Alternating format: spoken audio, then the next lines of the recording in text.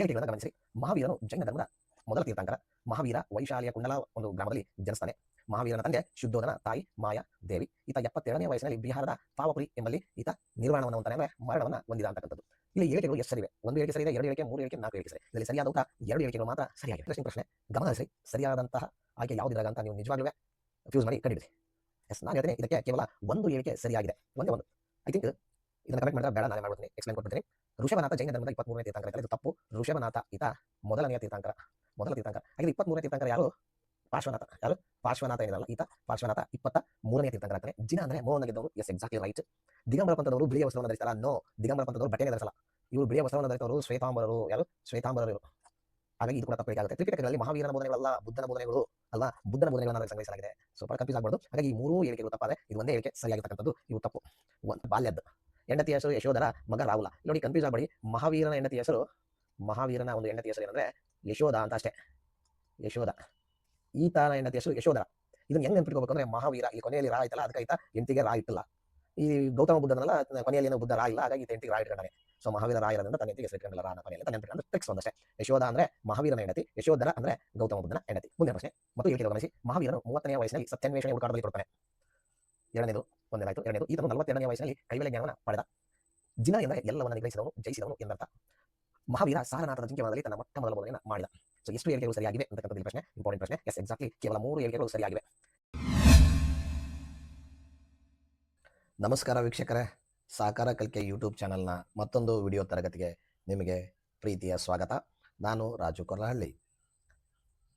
ಟಿಇಟಿಗಾಗಿ ನಾವು ವಿಡಿಯೋ ಸರಣಿಗಳನ್ನು ಕೊಡ್ತಾ ಬಂದಿದ್ದೇವೆ. ಸಾಧ್ಯವಾದಷ್ಟು ನಿಮಗೆ ಅನುಕೂಲವಾಗುವಂಥ ನಿಟ್ಟಿನಲ್ಲಿ ಯಾವೆಲ್ಲ ವಿಷಯಗಳು ಮುಖ್ಯವಾಗ್ತವೆ, ಯಾವ ವಿಷಯಗಳ ಮೇಲೆ ಹೆಚ್ಚು ಪ್ರಶ್ನೆಗಳು ಬರ್ತಾ ಇದ್ದಾವೆ ಅನ್ನೋದನ್ನು ಗಮನಿಸಿ ನಾವು ವಿಡಿಯೋಗಳನ್ನು ಕೊಡ್ತಾ ಬಂದಿದ್ದೀವಿ. ನಮ್ಮ ವಿಡಿಯೋ ಡಿಸ್ಕ್ರಿಪ್ಷನಲ್ಲಿ ನಾವು ಮಾಡಿರ್ತಕ್ಕಂಥ ನಮ್ಮ ಚಾನಲ್ನ ಎಲ್ಲ ಸಂಪನ್ಮೂಲ ವಿಡಿಯೋಗಳು ನಿಮಗೆ ಸಿಗ್ತಾ ಹೋಗ್ತವೆ, ನೀವು ನೋಡ್ಕೋಬೋದು. ಪತ್ರಿಕೆ 1 ಮತ್ತು 2 ಎರಡಕ್ಕೂ ಸಂಬಂಧಿಸಿದಂತೆ ನಾವು ವಿಡಿಯೋ ತರಗತಿಗಳನ್ನು ಮಾಡ್ತಾ ಇದ್ದೇವೆ. ಈಗ ನಾನು ಈ ಒಂದು ತರಗತಿಯಲ್ಲಿ ನಾನು ಈ ಮುಂಚೆ ಒಂದು 3 ವಿಡಿಯೋಗಳನ್ನು ಮಾಡಿದ್ದೆ. ಇತಿಹಾಸ ಸಂಬಂಧಿಸಿದಂಥ ವಿಷಯಾಧಾರಿತ ಒಂದು ವಿಡಿಯೋಗಳನ್ನು ಮಾಡ್ತಾ ಹೋಗ್ತಿದ್ದೆ. ಒಂದಿಷ್ಟು ಈಗ ಎಲ್ಲವೂ ಮಾಡೋದಕ್ಕಿಂತ ಯಾವ ಇಂಪಾರ್ಟೆಂಟ್ ಆಗ್ತವೆ ಟಾಪಿಕ್ಸ್ ಅಂಥವುಗಳನ್ನು ನಾನು ಮಾಡ್ತಾ ಹೋಗಬೇಕು ಅನ್ನುವಂಥ ನಿಲುವಿಗೆ ಬಂದಿದ್ದೇನೆ. ಹಾಗಾಗಿ ನಾನು ಇವತ್ತಿನ ದಿನ ಭಾಳ ವೆರಿ ಇಂಪಾರ್ಟೆಂಟ್ ಆಗಿರುವಂಥದ್ದು, ತುಂಬ ಪ್ರಶ್ನೆಗಳು ಬರ್ತವೆ. ಪ್ರತಿ ಟಿ ಪರೀಕ್ಷೆಯಲ್ಲೂ ಕೂಡ ಇದರ ಮೇಲೆ ಪ್ರಶ್ನೆಗಳು ಇದ್ದೇ ಇರುತ್ತೆ. ಅಂಥ ಟಾಪಿಕ್ ಯಾವುದಪ್ಪ ಅಂದರೆ ಹೊಸಮತಗಳ ಉದಯ. ಆ ಹೊಸಮತಗಳ ಉದಯದಲ್ಲಿ ಮುಖ್ಯವಾಗಿ ಬೌದ್ಧ ಮತ್ತು ಜೈನ ಧರ್ಮಗಳು, ಬೌದ್ಧ ಮತ್ತು ಜೈನ ಧರ್ಮಗಳ ಮೇಲೆ ಎಲ್ಲ ಒಂದು ರೀತಿಯಲ್ಲಿ ಪ್ರಶ್ನೆಗಳು ಬಂದಿರೋದನ್ನು ನೀವು ಗಮನಿಸಿದ್ದೀರಿ ಅಂತ ನಾನು ಭಾವಿಸಿದ್ದೇನೆ. ಹಾಗಾಗಿ ನಾನು ಇವತ್ತು ಹೆಚ್ಚು ತಡ ಮಾಡದೆ ಆ ಜೈನ ಮತ್ತು ಬೌದ್ಧ ಧರ್ಮದ ವಿಷಯವನ್ನು ಕ್ವಿಕ್ಕಾಗಿ ನೋಡ್ತಾ ಅದರ ಮೇಲಿರ್ತಕ್ಕಂಥ ಪ್ರಶ್ನೋತ್ತರಗಳನ್ನು ನಾನು ಚರ್ಚೆ ಮಾಡೋನಿದ್ದೀನಿ. ವಿಡಿಯೋ ಕೊನೆಯಲ್ಲಿ ತುಂಬ ಇಂಟ್ರೆಸ್ಟಿಂಗ್ ಆಗಿರುವಂಥ ಪ್ರಶ್ನೆಗಳಿವೆ. ಹಾಗಾಗಿ ವಿಡಿಯೋನ ಸ್ಕಿಪ್ ಮಾಡದೆ ಕೊನೆವರೆಗೂ ನೋಡಿ.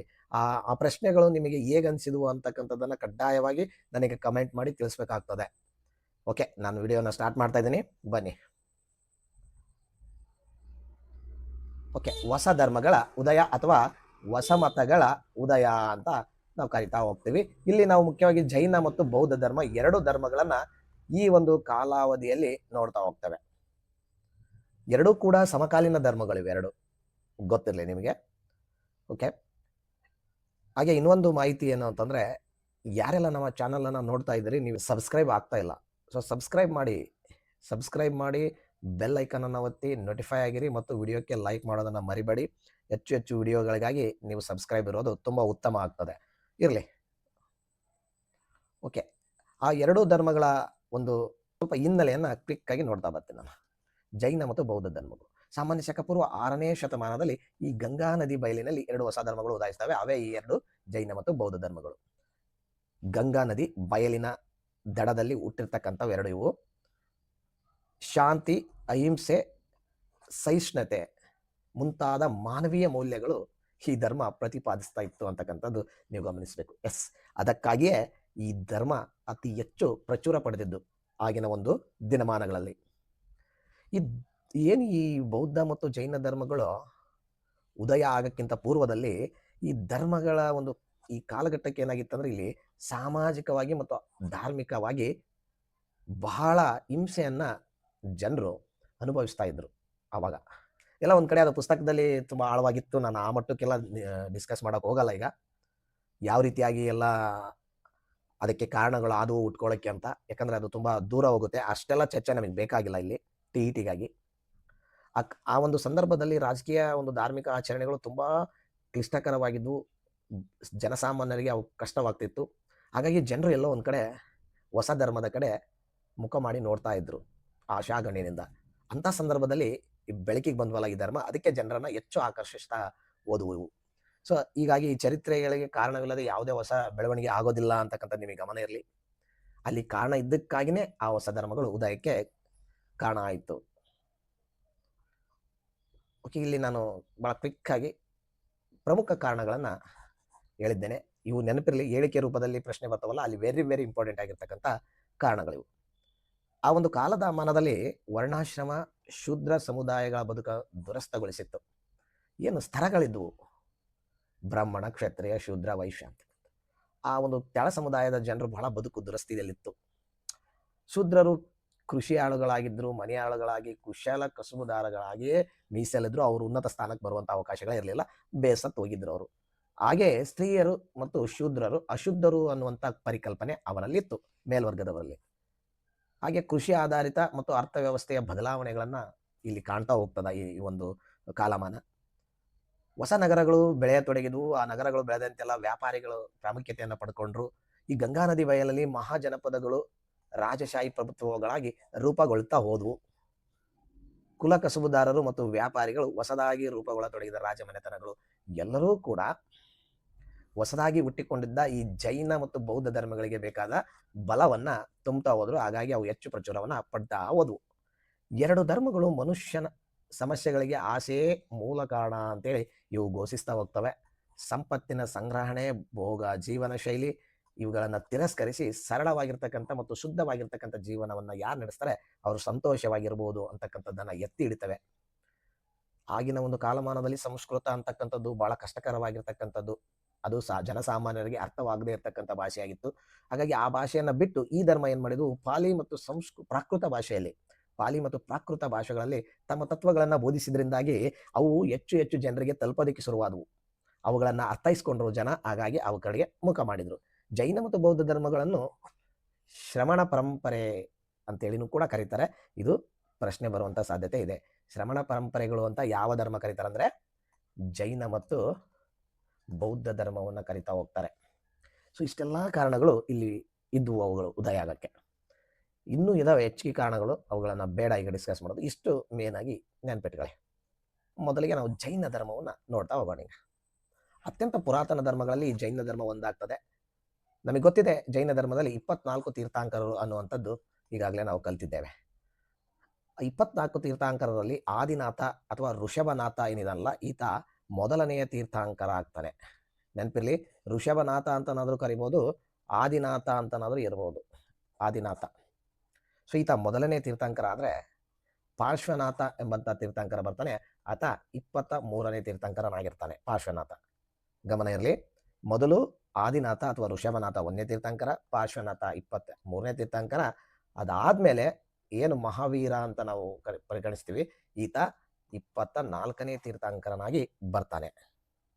ಮುಂದುವರೆದಂತೆ ಬಹಳ ಕ್ವಿಕ್ ಆಗಿ ಹೇಳ್ತಾ ಹೋಗ್ತೀನಿ ನಾನು, ಗ್ಲಾನ್ಸ್ ಮಾಡ್ಕೊಳ್ಳಿ, ಈಗ ಸಮಯ ಇಲ್ಲ.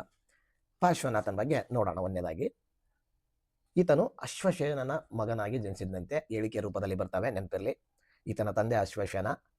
ಇವನು ಸುಖಭೋಗವನ್ನ ತ್ಯಜಿಸಿ ಅಮರನಾದನು ಅಂತಕ್ಕಂಥ ನಂಬಿಕೆ ಇದೆ. ಸರ್ವ ಸಂಘ ಪರಿತ್ಯಾಗಿಯಾಗಿ ಇವನು ಸನ್ಯಾಸಿಯಾಗಿದ್ದ ಈತ ಕೂಡ. ಈತ 23ನೇ ತೀರ್ಥಾಂಕರ. ಪಾರ್ಶ್ವನಾಥ ಸುಖಮಯ ಬದುಕಿಗಾಗಿ ಈತ 4 ತತ್ವಗಳನ್ನು ಸೂಚಿಸಿದ್ದ. ಪ್ರಮುಖವಾಗಿ ಮೊದಲ ಬಾರಿಗೆ ಏನು ನಮ್ಮ ಮಹಾವೀರ ಬೋಧನೆ ಮಾಡ್ತಾನಲ್ಲ 5 ತತ್ವಗಳು, ಅವುಗಳನ್ನ ಮೊದಲ 4 ಇವನೇ ಮಾಡಿರ್ತಾನೆ. ಸೊ ಯಾವು? ಅಹಿಂಸೆ, ಸತ್ಯ, ಆಸ್ತೆಯ ಅಂದ್ರೆ ಕದಿಯದಿರುವುದು, ಅಪರಿಗ್ರಹ ಅಂದ್ರೆ ಆಸ್ತಿಯನ್ನ ಹೊಂದದಿರುವುದು. ಈ 4 ಒಂದು ತತ್ವಗಳನ್ನ ಮೊದಲ ಬಾರಿಗೆ ಬೋಧಿಸಿದವರು ಯಾರು ಅಂತ ಏನಾದ್ರು ಪ್ರಶ್ನೆ ಕೇಳಿದ್ರೆ ನೀವು ಅವಾಗ ಹಾಕ್ಬೇಕು ಪಾರ್ಶ್ವನಾಥ, 23ನೇ ತೀರ್ಥಂಕರ ಇದನ್ನಲ್ಲ ಈತ. Okay, clear? ಮುಂದಿನ ಓಕೆ, ಅದಾದ್ಮೇಲೆ 24ನೇ ತೀರ್ಥಂಕರ ಬರ್ತಾನೆ ನಮ್ಮ ಮಹಾವೀರ.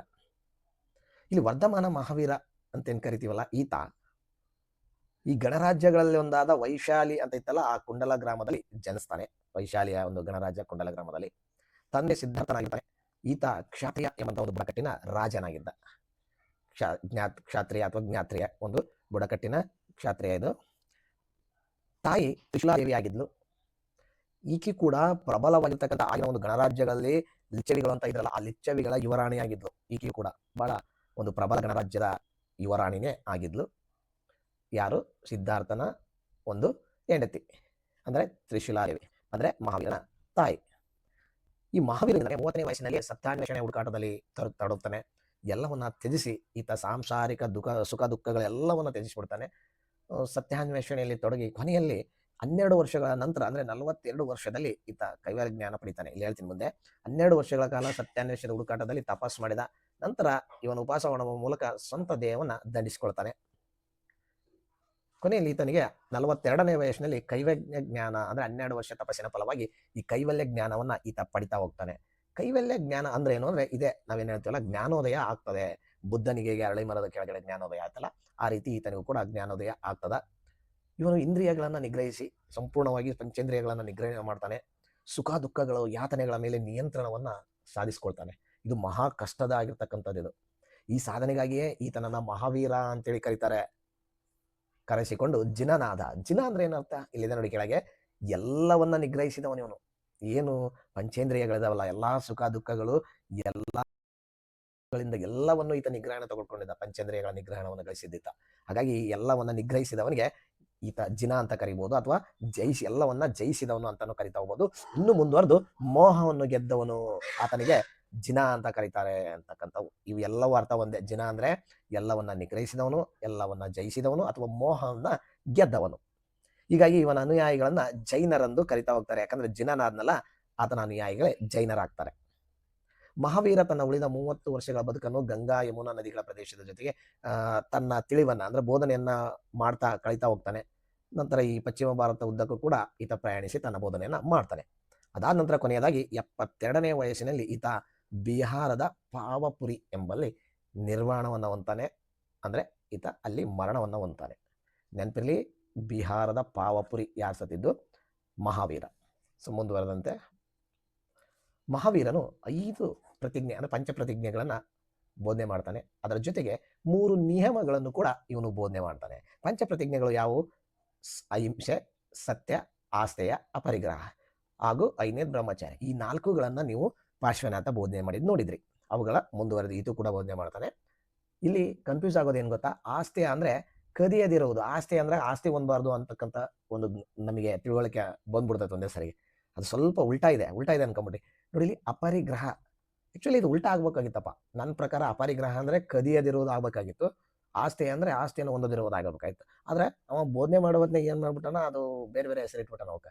ಆಸ್ತಿ ಅಂದ್ರೇನೆ ಕದಿಯದಿರುವುದು, ಅಪರಿಗ್ರಹ ಅಂದ್ರೆ ಆಸ್ತಿಯನ್ನ ಹೊಂದದಿರುವುದು ಎಂಬ ಅರ್ಥವನ್ನ ಕೊಡ್ತಾ ಹೋಗ್ತವೆ. ಹಾಗಾಗಿ ಹೊಂದಿಸಿ ಬರೆಯರಲ್ಲಿ ಇವು ಬರ್ತಾವೆ, ನೆನಪಿರ್ಲಿ. ಬ್ರಹ್ಮಚಾರ್ಯವನ್ನ ಪಾಲನೆ ಮಾಡಬೇಕು ಅಂತ ಪಂಚಪ್ರತಿಜ್ಞೆಗಳನ್ನ ಮಹಾವೀರ ಬೋಧನೆ ಮಾಡ್ತಾನೆ. ಆಮೇಲೆ ಏನು 3 ನಿಯಮಗಳು, ತ್ರಿರತ್ನಗಳು, ಸಮಯಕ್ ಜ್ಞಾನ, ಸಮಯಕ್ ದರ್ಶನ, ಸಮಯಕ್ ಚರಿತ್ರೆ ಅಂತನಾದ್ರೂ ಇರ್ಬೋದು. ಒಳ್ಳೆಯ ಜ್ಞಾನ, ಒಳ್ಳೆಯ ದರ್ಶನ, ಒಳ್ಳೆಯ ಚಾರಿತ್ರ್ಯ ಹೊಂದಿರಬೇಕು ಅಂತಕ್ಕಂಥದ್ದು ಈತ ಹೇಳ್ತಾ ಹೋಗ್ತಾನೆ.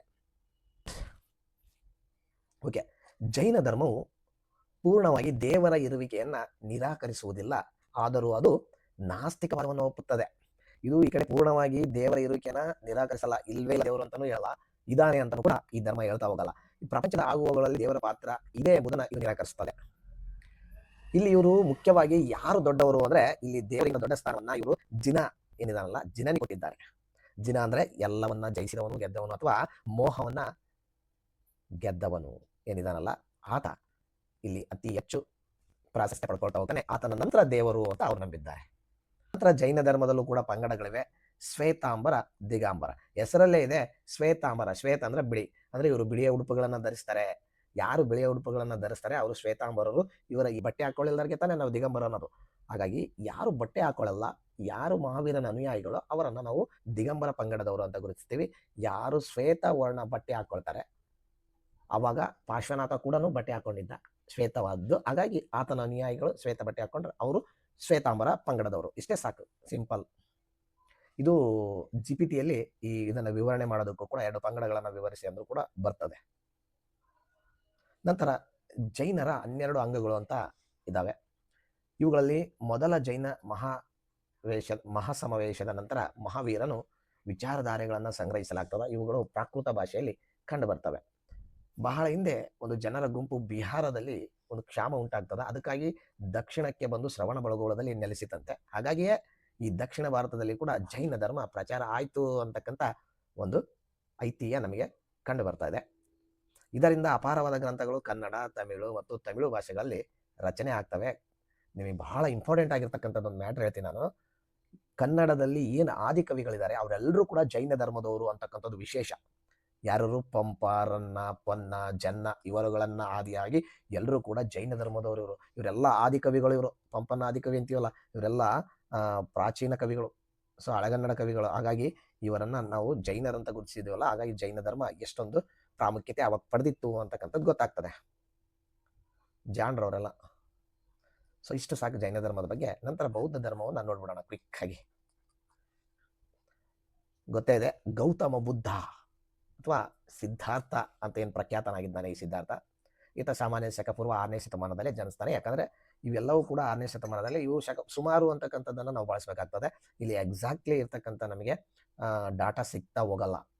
ಹಾಗಾಗಿ ನಾವು ಸಾಮಾನ್ಯ ಶಕಪೂರ್ವ ಸುಮಾರು 6ನೇ ಶತಮಾನದಲ್ಲಿ ಇರ್ಬೋದು. ತಂದೆ ಶುದ್ಧೋಧನ, ಈತನು ಕೂಡ ಶಾಕ್ಯಗಣ ಸಂಘದ ಒಬ್ಬ ರಾಜ. ತಾಯಿ ಮಹಾಯಾದೇವಿ. ಈ ಒಂದು ಗೌತಮ ಬುದ್ಧ ಈತನ ಮೂಲ ಹೆಸರು ಸಿದ್ಧಾರ್ಥ, ಅಂದ್ರೆ ಬಾಲ್ಯದ್ದು. ಹೆಂಡತಿಯ ಹೆಸರು ಯಶೋಧರ, ಮಗ ರಾಹುಲ. ಇಲ್ಲಿ ನೋಡಿ, ಕನ್ಫ್ಯೂಸ್ ಆಗಬೇಡಿ. ಮಹಾವೀರನ ಒಂದು ಹೆಂಡತಿ ಹೆಸರು ಏನಂದ್ರೆ ಯಶೋಧ ಅಂತ ಅಷ್ಟೇ. ಯಶೋಧ. ಈತನ ಹೆಂಡತಿ ಹೆಸರು ಯಶೋಧರ. ಇದನ್ನ ಹೆಂಗ್ ನೆನ್ಪಿಟ್ಕೋಬೇಕು ಅಂದ್ರೆ, ಮಹಾವೀರ ಇಲ್ಲಿ ಕೊನೆಯಲ್ಲಿ ರಾ ಐತಲ್ಲ, ಅದಕ್ಕೆ ಈತ ಹೆಂಡತಿಗೆ ರಾ ಇಟ್ಟಿಲ್ಲ. ಈ ಗೌತಮ ಬುದ್ಧದನ್ನೆಲ್ಲ ಕೊನೆಯಲ್ಲಿ ಏನೋ ಬುದ್ಧ ರಾ ಇಲ್ಲ, ಹಾಗಾಗಿ ಈತ ಹೆಂಡತಿಗೆ ರಾ ಇಟ್ಕೊಂಡಾನೆ. ಸೊ ಮಹಾವೀರ ರಾ ಇರೋದ್ರಿಂದ ತನ್ನ ಹೆಂಡತಿಗೆ ಹೆಸರು ಇಟ್ಕೊಂಡಿಲ್ಲ ರಾನ ಕೊನೆಯಲ್ಲಿ ಅಂತ ನೆನ್ಪಿಟ್ಕೊಂಡು, ಅಂದ್ರೆ ಟ್ರಿಕ್ಸ್ ಒಂದಷ್ಟೇ. ಯಶೋಧ ಅಂದ್ರೆ ಮಹಾವೀರನ ಹೆಂಡತಿ, ಯಶೋಧರ ಅಂದ್ರೆ ಗೌತಮ ಬುದ್ಧನ ಹೆಂಡತಿ. ಈತನ ಮಗನ ಹೆಸರು ರಾಹುಲ್ ಅಂತಕ್ಕಂಥದ್ದು. ಒಂದೊಂದು ಪುಸ್ತಕದಲ್ಲಿ ಏನೇನೋ ತಪ್ಪು ಕೊಟ್ಟಾರೆ, ಅದನ್ನೇನು ನೀವು ಅವು ಹಳೆ ಪುಸ್ತಕ 8ನೇ ತರಗತಿಯಲ್ಲಿ ಮಗನ ಹೆಸರು ಅವನ ಹೆಸರು ತಲೆ ಕೆಡಿಸ್ಕೊಬೇಡಿ. ಇದು ಎಕ್ಸಾಕ್ಟ್ಲಿ ಕರೆಕ್ಟ್. ಇದು ಮಗನ ಹೆಸರು ರಾಹುಲ, ಹೆಂಡತಿ ಹೆಸರು ಯಶೋಧರ.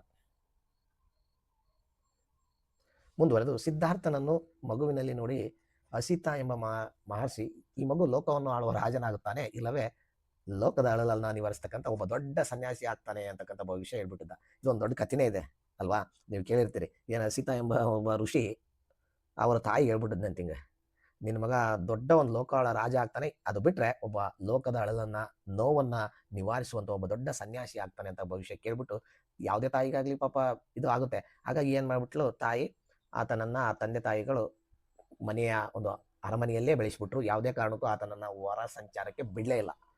ಹಾಗಾಗಿ ಆತನ ಮದುವೆ ಆಗೋವರೆಗೂ ಒಳಗ ಇದ್ದವ. ನಂತರ ಏನ್ ಮಾಡ್ದ, ಒಂದಿನ ನಗರ ಪ್ರದಕ್ಷಿಣೆಗಂತ ಹಾಗೆ ಸುಮ್ಮನೆ ಬಂದಾಗ ಅವನಿಗೆ ಅಕಸ್ಮಾತ್ ಆಗಿ ಅಲ್ಲಿವರೆಗೂ ನೋಡಿರಲೇ ಇಲ್ವೇನೋ ಅವನು ವೃದ್ಧರನ್ನ, ರೋಗಿಯನ್ನ, ಸನ್ಯಾಸಿಯನ್ನ, ಶವಯಾತ್ರೆಯನ್ನ, ಈ ನಾಲ್ಕು ದೃಶ್ಯಗಳನ್ನ ಅವನು ನೋಡ್ತಾನೆ. ಯಾವಾಗ ಒಂದಿನ ಬಂದಾಗ. ಅವು ಸೀರಿಯಲ್ ಆಗಿ ಕೂಡ ಕೇಳ್ಯಾರೆ ಏನೇನು ನೋಡ್ತಾನೆ ಅಥವಾ ಯಾವ್ಯಾವ ನೋಡ್ತಾನೆ ಅಂತ. ಸೊ ಅದಕ್ಕಾಗಿ ನೀವು ಯಾವ 4 ಅಂಶ ಅಂದ್ರೆ ವೃದ್ಧ ನೋಡ್ತಾನೆ, ರೋಗಿ ನೋಡ್ತಾನೆ, ಸನ್ಯಾಸಿ ನೋಡ್ತಾನೆ, ಕೊನೆಯಲ್ಲಿ ಶವಯಾತ್ರೆ ನೋಡ್ತಾನೆ. ಈ 4 ಸನ್ನಿವೇಶಗಳಲ್ಲಿ ಅವನಿಗೆ ಬಹಳ ಒಂದು ವೈರಾಗ್ಯ ಉಂಟಾಗ್ತದೆ. ಎಲ್ಲರೂ ವೃದ್ಧರಾಗ್ತಾರೆ, ಅವಾಗ ವೃದ್ಧರಾಗಿ ಸಾಯ್ಲೇಬೇಕಾಗ್ತದೆ, ರೋಗಿಗಳಾಗ್ತಾರೆ, ಕೆಲವೊಬ್ರು ಸನ್ಯಾಸಿಗಳಿದ್ದಾರೆ, ಇಲ್ಲಿ ಒತ್ಕೊಂಡು ಹೊಂಟಾರೆ. ಇವೆಲ್ಲವೂ ಅವನಲ್ಲಿ ಏನೋ ಒಂಥರ ವೈರಾಗ್ಯವನ್ನು ಮೂಡಿಸಿ ಎಲ್ಲ ಈ ದುಃಖದಿಂದನೇ ಕೂಡ್ಬಿಟ್ಟತಿ ಪ್ರಪಂಚ. ಹಾಗಿದ್ರೆ ಈ ದುಃಖಕ್ಕೆ ಮೂಲ ಕಾರಣ ಏನಾಗಿದ್ರೆ, ವೃದ್ಧರು, ಸನ್ಯಾಸಿ, ರೋಗಿ ಇವೆಲ್ಲ ದುಃಖ ಅಲ್ಲ. ಹಾಗಿದ್ರೆ ಈ ದುಃಖಕ್ಕೆ ಮೂಲ ಕಾರಣ ಏನು ಅಂತಕ್ಕಂಥದ್ದನ್ನು ನಾನು ಕಂಡುಹಿಡಿಬೇಕು ಅಂತೇಳಿ ಆತ ಅಲ್ಲಿಂದ ಸತ್ಯಾನ್ವೇಷಣೆ ಎಲ್ಲ ತೊಳ್ತಾನೆ. ಸಿದ್ಧಾರ್ಥ ರಾಜ ಭೋಗವನ್ನೇ ಹಾಗೂ ಸಂಸಾರದ ಸುಖವನ್ನ ತ್ಯಜಿಸಿ ಗೌತಮ ಬುದ್ಧ ಹೊರಡುತ್ತಾನೆ. ಪ್ರಚಲಿತ ಬದುಕಿನ ದಾರಿಗಳ ನಿರಾರ್ಥಕತೆಯನ್ನು ಕಂಡು ಸತ್ಯದ ಹುಡುಕಾಟದಲ್ಲಿ ನಿರತನಾಗಿ ಕೊನೆಗೆ ಬಿಹಾರದ ಗಾಯ ಎಂಬಲ್ಲಿ ಅರಳಿ ಮರದ ಕೆಳಗೆ ಕುಳಿತು ಅನೇಕ ದಿನಗಳ ಕಾಲ ತಪಸ್ಸನ್ನ ಮಾಡ್ತಾನೆ. ಕೊನೆಗೆ ಅಲ್ಲಿ ಜ್ಞಾನೋದಯ ಆಗ್ತದೆ. ಜ್ಞಾನೋದಯ ಆಗಿ ಆ ಸಿದ್ಧಾರ್ಥ ಅಲ್ಲಿಂದ ಬುದ್ಧ ಆಗ್ತಾನೆ. ಬುದ್ಧನೆಂದ್ರೆ ಅರ್ಥ ಏನ್ ಗೊತ್ತಾ, ಜ್ಞಾನಿ ಅಥವಾ ತಿಳಿದವನು, ಎಲ್ಲವನ್ನ ಬಲ್ಲವನು ಅಂತಕ್ಕಂಥ ಅರ್ಥವನ್ನ ಪಡಿತಾನೆ. ಹಾಗಿದ್ರೆ ಇಲ್ಲಿ ಮೊದಲ ಬೋಧನೆ ಇದು ಬಹಳ ಇಂಪಾರ್ಟೆಂಟ್, ತುಂಬಾ ಪ್ರಶ್ನೆ ಆಗಿದೆ.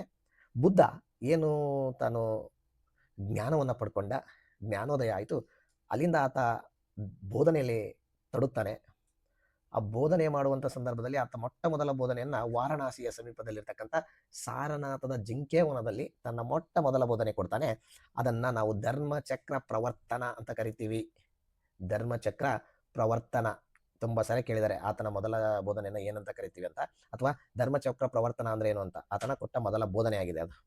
ಇಲ್ಲಿ ಬುದ್ಧನು ಚತುರ್ ಆರ್ಯ ಸತ್ಯ ಅಷ್ಟಾಂಗ ಮಾರ್ಗವನ್ನು ಬೋಧನೆ ಮಾಡ್ತಾನೆ. ಮುಂದೆ ಪ್ರಶ್ನೆ ಬರ್ಬೋದು, ಇದು ಬುದ್ಧ ತನ್ನ ಮೊದಲ ಬೋಧನೆಯಲ್ಲಿ ಏನನ್ನ ಬೋಧಿಸಿದ ಅಂತಕ್ಕಂಥದ್ದು ಹೇಳಿ 4-5 ಆಯ್ಕೆಗಳನ್ನ ಕೊಟ್ಟಾಗ ಇಲ್ಲಿ ಚತುರ್ ಆರ್ಯ ಸತ್ಯವನ್ನ ಬೋಧನೆ ಮಾಡ್ತಾನೆ. ಹಾಗೆ ಅಷ್ಟಾಂಗ ಮಾರ್ಗವನ್ನು ಕೂಡ ಈತ ಅಲ್ಲಿಂದ ಬೋಧನೆ ಮಾಡ್ತಾ ಹೋಗ್ತಾನೆ. ಶುದ್ಧ ಜೀವನ ಮತ್ತು ಚಿಂತನೆಗಳ ಮೂಲಕ ಜ್ಞಾನವನ್ನು ಗಳಿಸುವುದೇ ಬುದ್ಧನ ಉಪದೇಶಗಳ ಗುರಿಯಾಗಿದ್ದು ಬುದ್ಧ ಇದನ್ನು ಧಮ್ಮ ಅಂತೇಳಿ ಕರೀತಾನೆ. ಹಾಗೆ ಈ ಬುದ್ಧ ಹೇಳಿರ್ತಕ್ಕಂಥ ಚತುರ್ ಆರ್ಯ ಸತ್ಯಗಳು ಏನಿವೆ ನೋಡಿ, ಲೋಕವೆಲ್ಲ ದುಃಖ ಅಥವಾ ನೋವಿನಿಂದ ಕೂಡಿದೆ.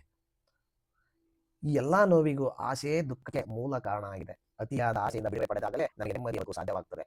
ಅಷ್ಟಾಂಗ ಮಾರ್ಗದರ್ಶನದಿಂದ ಆಸೆಯಿಂದ ನಾವು ಮುಕ್ತಿ ಪಡೆಯುವುದಕ್ಕೆ ಸಾಧ್ಯ ಆಗ್ತದೆ. ಅಷ್ಟಾಂಗ ಮಾರ್ಗವನ್ನ ಪಾಲನೆ ಮಾಡ್ರಿ ಅಂತ ಒತ್ತಿ ಒತ್ತಿ ಹೇಳ್ತಾನೆ. ಹಾಗಿದ್ರೆ ಯಾವುವು ಅಷ್ಟಾಂಗ ಮಾರ್ಗ ಎಕ್ಸಾಕ್ಟ್ಲಿ ಕೇಳಿದ್ದಾರೆ ಪ್ರಶ್ನೆಯನ್ನ ಜಿಪಿಟಿಯಲ್ಲಿ ಕೇಳಿದ್ದಾರೆ. ಜಿಪಿಟಿಯಲ್ಲಿ ಐ ಥಿಂಕ್ 2017ರ ಒಂದು ಪ್ರಶ್ನೆ ಪತ್ರಿಕೆಯಲ್ಲಿ ಅಷ್ಟಾಂಗ ಮಾರ್ಗಗಳನ್ನ ಯಾವುವು ಅಂತ ಕೇಳಿದ್ದಾರೆ.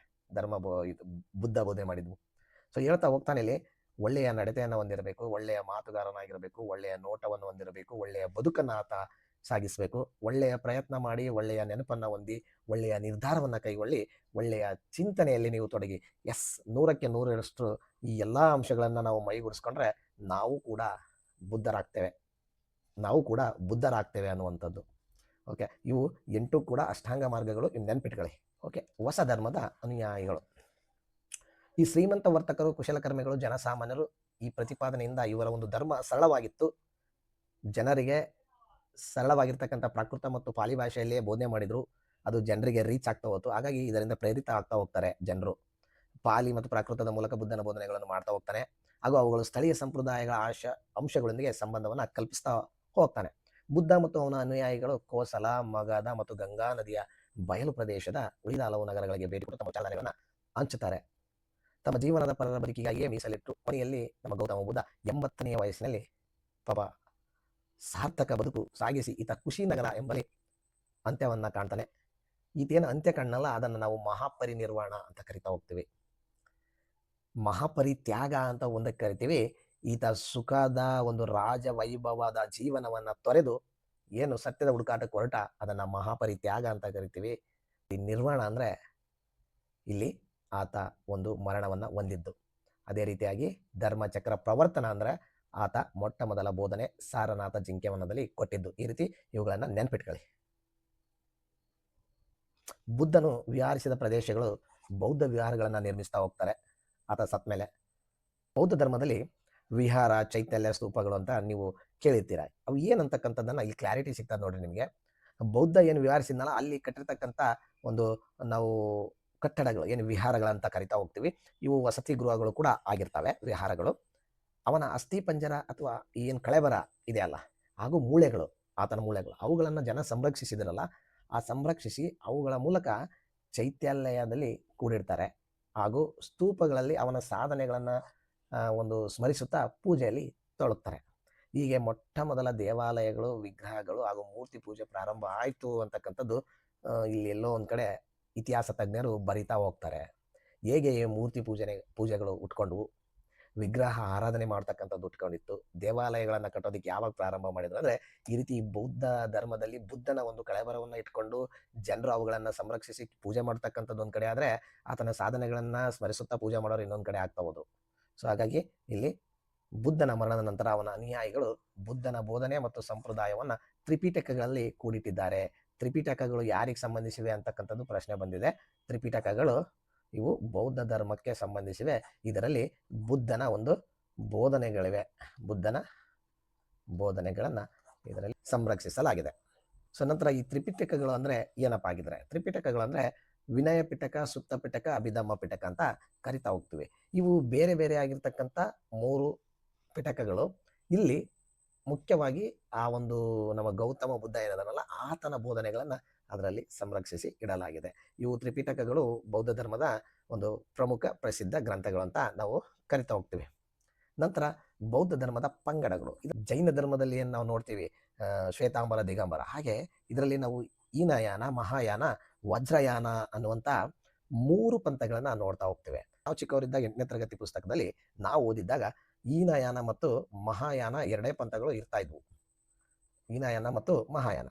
ಆದರೆ ಇತ್ತೀಚೆಗೆ ವಜ್ರಯಾನ ಅಂತಕ್ಕಂಥದ್ದು ಕೂಡ ಇಲ್ಲಿ ಸೇರ್ಪಡೆ ಆಗಿರ್ತಕ್ಕಂಥದ್ದು. ಸೊ ನೋಡೋಣ, ಹಾಗಿದ್ರೆ ಯಾಕೆ ಏನೆಲ್ಲ ಅಂಶಗಳನ್ನು ಒಳಗೊಂಡಿವೆ ಈ ಪಂಥಗಳನ್ನು ಯಾಕೆ ನಾವು ವರ್ಗೀಕರಣ ಮಾಡಿದ್ದೇವೆ? ಹೀನಯಾನ ಪಂಥ ಅಂದ್ರೆ ಇಲ್ಲಿ ಬುದ್ಧನ ಮೂರ್ತಿ ಆರಾಧನೆ ಯಾರು ಮಾಡ್ತಾವ್ರಲ್ಲ, ಬುದ್ಧ ಒಬ್ಬ ದೇವರು, ಆತನ ಮೂರ್ತಿ ಪೂಜೆ ಮಾಡ್ತಿದಾರಲ್ಲ, ಅವರನ್ನ ನಾವು ಹೀನಯಾನ ಪಂಥದವರು ಅಂತ ಕರಿತಾ ಹೋಗ್ತೀವಿ. ಬುದ್ಧನ ಬೋಧನೆಗಳನ್ನ ಯಾರು ಆರಾಧಿಸ್ತಾರಲ್ಲ, ಕೇವಲ ಆತನನ್ನ ಪೂಜೆ ಮಾಡದೆ ಆತನ ಬೋಧನೆಗಳನ್ನ ಆರಾಧಿಸುವಂತ ಒಂದು ಪಂಗಡ ಇದೆ, ಅದು ಮಹಾಯಾನ ಪಂಥ. ವಜ್ರಯಾನ ಪಂಥ ಅಂತ 3ನೇದಿದೆ ನೋಡಿ. ಇವ್ರು ಏನ್ ಮಾಡ್ತಾರೆ, ಬುದ್ಧನ ಆರಾಧನೆಯ ಜೊತೆಗೆ ತಂತ್ರ ಮಂತ್ರಗಳನ್ನ ಅಳವಡಿಸಿಕೊಂಡು ಅವರು ಆ ಒಂದು ಧರ್ಮ ಪರಿಪಾಲನೆ ಮಾಡ್ತಕ್ಕಂಥವ್ರು ವಜ್ರಯಾನ ಪಂಥದವರು. ಸೊ ಈ 3 ಕೂಡ ಒಂದು ನಮ್ಮ ಬೌದ್ಧ ಧರ್ಮದ ಪಂಗಡಗಳಾಗಿವೆ. ಇದೇ ರೀತಿಯಾಗಿರ್ತಕ್ಕಂಥ ಈ ಬೌದ್ಧ ಧರ್ಮದ ಪ್ರಚಾರವನ್ನು ಸ್ವಲ್ಪ ನೋಡ್ಕೊಂಡ್ಬಿಡೋಣ. ಬೌದ್ಧ ಧರ್ಮ ಭಾರತ ದೇಶದ ಅಲ್ಲದಲ್ಲೇ ವಿದೇಶದಲ್ಲೂ ಕೂಡ ಹರಡಿ ತನ್ನ ವೈಭವವನ್ನ ಸಾರಿದೆ. ವಿದೇಶಿ ಬರಹಗಾರರಾಗಿರ್ತಕ್ಕಂಥ ಪಾಯಿಯಾನ, ಇಥಿಂಗ್ಸು, ಏನ್ ಸ್ತಾಂಗ್ ಈ ಒಂದು ಬೌದ್ಧ ಧರ್ಮದ ಬಗ್ಗೆ ಕಣ್ಣಿಗೆ ಕಟ್ಟುವಂತೆ ವಿವರಣೆಯನ್ನು ಕೊಡ್ತಾ ಹೋಗ್ತಾರೆ. Burma, Thailand, Vietnam, Cambodia, Sri Lanka ಮುಂತಾದ ಒಂದು ದೇಶಗಳಲ್ಲಿ ಈ ಬೌದ್ಧ ಧರ್ಮ ವ್ಯಾಪಿಸಿತ್ತು. 1956ರಲ್ಲಿ ನಮ್ಮ ಬಾಬಾ ಸಾಹೇಬ್ ಸಂವಿಧಾನ ಶಿಲ್ಪಿ ಡಾಕ್ಟರ್ BR ಅಂಬೇಡ್ಕರ್ ಇವರು ಕೂಡ ಬುದ್ಧನ ಬೋಧನೆಗಳಿಂದ ಪ್ರೇರಿತರಾಗಿ ಆ ಬೌದ್ಧ ಧರ್ಮವನ್ನು ಸ್ವೀಕರಿಸಿದ್ರು ಅಂತಕ್ಕಂಥದ್ದು ನಮ್ಮ ಕಣ್ಣೆದುರಿಗೆ ಇದೆ. ಸೊ ಇಷ್ಟು ನಾವು ಕಂಟೆಂಟ್ ಬಗ್ಗೆ ನೋಡಿದ್ವಿ. ಈಗ ಕ್ವಿಕ್ ಆಗಿ ಅದಕ್ಕೆ ಸಂಬಂಧಿಸಿರುವಂಥ MCQಗಳನ್ನ ನೋಡ್ತಾ ಹೋಗ್ಬಿಡೋಣ. 1ನೇ ಪ್ರಶ್ನೆ, ಹೊಂದಿಸಿ ಬರೆಯಿರಿ. ಇವುಗಳನ್ನು ನಾನು ಹೆಚ್ಚಿಗೆ ನಿಮಗೆ ಅವಕಾಶ ಕೊಡಲ್ಲ ಇಲ್ಲಿ, ಯಾಕಂದರೆ ವಿಡಿಯೋ ಲೆಂತ್ ಆಗುತ್ತೆ. ನೀವು ಫ್ಯೂಸ್ ಮಾಡ್ಕೊಂಡು ವಿಡಿಯೋವನ್ನು ಯಾವ್ದು ಆನ್ಸರ್ ಇರ್ಬೋದು ಅಂತ ಚೂಸ್ ಮಾಡಿ ಆಮೇಲೆ ಪ್ರಶ್ನೆಗೆ ಉತ್ತರವನ್ನು, ನಾನು ಹೇಳೋ ಉತ್ತರವನ್ನು ನೀವು ಅವಲೋಕಿಸ್ಕೊಳ್ಳಿ. ಮಹಾವೀರ, ಋಷಭನಾಥ, ಪಾರ್ಶ್ವನಾಥ, ಗೌತಮ ಬುದ್ಧ. ಹಾಗಿದ್ರೆ ಇಲ್ಲಿ ಹೊಂದಿಸಿ ಬರೆಯೋದು ಮಹಾವೀರ ಅಂದಾಗ ನಾನು ನೇರವಾಗಿ ಬರ್ತೀನಿ 24ನೇ ತೀರ್ಥಂಕರ. ಋಷಭನಾಥ ಅಂದರೆ ನಾನು ಹೋಗ್ತೀನಿ 1ನೇ ತೀರ್ಥಂಕರ, ಆದಿನಾಥ ಅಂತಲೂ ಕರಿಬೋದು ಇದನ್ನು. ಪಾರ್ಶ್ವನಾಥ 23ನೇ ತೀರ್ಥಂಕರ, ಬುದ್ಧ ಬೌದ್ಧ ಧರ್ಮದ ಸ್ಥಾಪಕ. ಓಕೆ, ಇದಕ್ಕೆ ಸರಿ ಹೊಂದುವಂಥ ಆಯ್ಕೆ ಎ ಇದೆ ನೋಡಿ. ಸರಿಯಾದ ಉತ್ತರ ಎ ಆಗ್ತದೆ. ಓಕೆ, ಮುಂದಿನ ಪ್ರಶ್ನೆ. ಹೇಳಿಕೆಗಳನ್ನು ಗಮನಿಸಿರಿ. ಮಹಾವೀರನು ಜೈನ ಧರ್ಮದ ಮೊದಲ ತೀರ್ಥಂಕರ. ಮಹಾವೀರ ವೈಶಾಲಿಯ ಕುಂಡಲ ಒಂದು ಗ್ರಾಮದಲ್ಲಿ ಜನಿಸ್ತಾನೆ. ಮಹಾವೀರನ ತಂದೆ ಶುದ್ಧೋಧನ, ತಾಯಿ ಮಾಯಾ ದೇವಿ. ಈತ 72ನೇ ವಯಸ್ಸಿನಲ್ಲಿ ಬಿಹಾರದ ಪಾವಪುರಿ ಎಂಬಲ್ಲಿ ಈತ ನಿರ್ವಾಣವನ್ನು ಹೊಂತಾನೆ, ಅಂದರೆ ಮರಣವನ್ನು ಹೊಂದಿದ ಅಂತಕ್ಕಂಥದ್ದು. ಇಲ್ಲಿ ಹೇಳಿಕೆಗಳು ಎಷ್ಟು ಸರಿ ಇವೆ?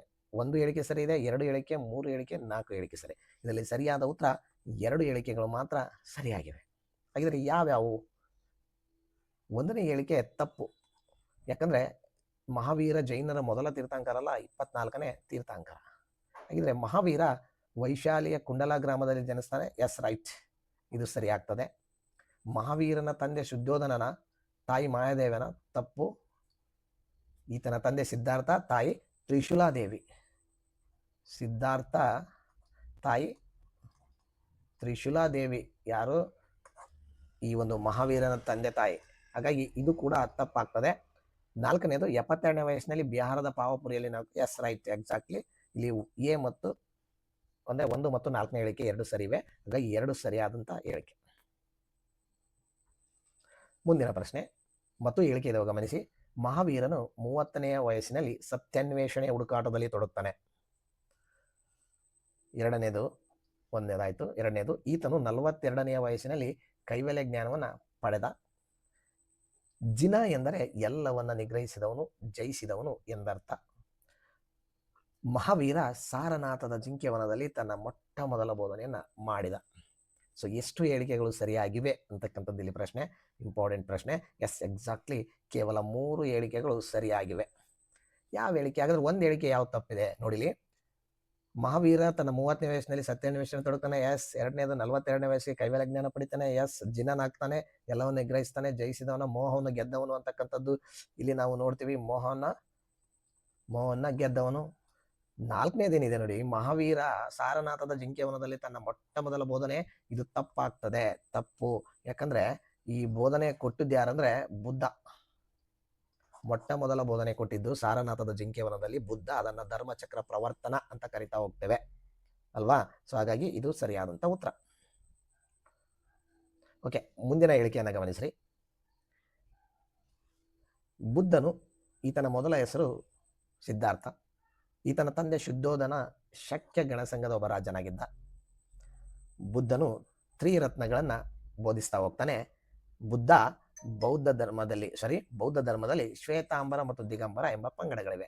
ಇದರಲ್ಲಿ ಎಷ್ಟು ಹೇಳಿಕೆಗಳು ಸರಿವೆ? ಎಕ್ಸಾಕ್ಟ್ಲಿ ಕೇವಲ 2 ಹೇಳಿಕೆ ಸರಿವೆ. 2 ಹೇಳಿಕೆಗಳು ಮಾತ್ರ ಸರಿಯಾಗಿವೆ.